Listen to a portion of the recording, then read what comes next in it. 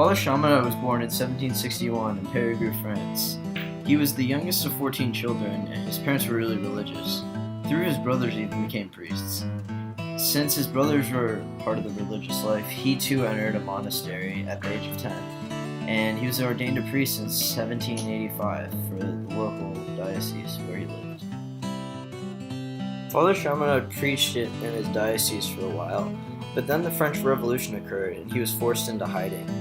Him and many other priests were persecuted for their belief in Catholicism, and they had to work underground to keep their faith alive. There were even times where Chaminade had to hide underneath barrels of wine to avoid getting caught by the French Revolution soldiers. After the French Revolution, Father Chaminade was appointed by the Vatican to help bring back priests who had abandoned the faith.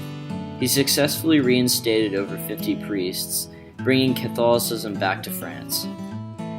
After the French Revolution, Father Chaminade began to regularly visit the Basilica of Our Lady of the Pillar, which formed a strong devotion to the Virgin Mary.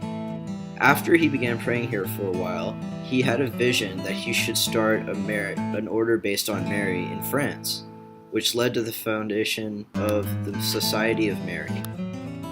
Unfortunately, the stresses of founding an order were detrimental to Chaminade's health, and he passed away 10 years after he began to try to found the order. He died in Bordeaux, France, surrounded by the members of his society, so he died a happy man. Much like the Jesuits, the Marianist order took off, and they began to do good all over the world. They set up schools and universities such as the St. Mary's University in San Antonio, Chaminade University in Hawaii, and the University of Dayton in Dayton, Ohio. Marianists also set up high schools all across the world. In fact, my high school, Central Catholic in San Antonio, was the very first Marianist school founded in Texas. It's also the first in the United States, dating back to 1852. The Marianists also do a lot of charity work across the world, mainly in India and Africa. Through the University of Dayton, the Marianists have set up a school in Malawi, which helps children become educated and make it to colleges, whether they be in Africa or even here in the United States. With all the work that the Marianists have done for the world, you'd think Father Chaminade would be considered a saint. Unfortunately, for the time being, he's only considered blessed, which is the first step in becoming a saint. Several miracles have been attributed to Father Chaminade, so he is on his way to becoming a saint. In fact, one of the miracles occurred at my high school.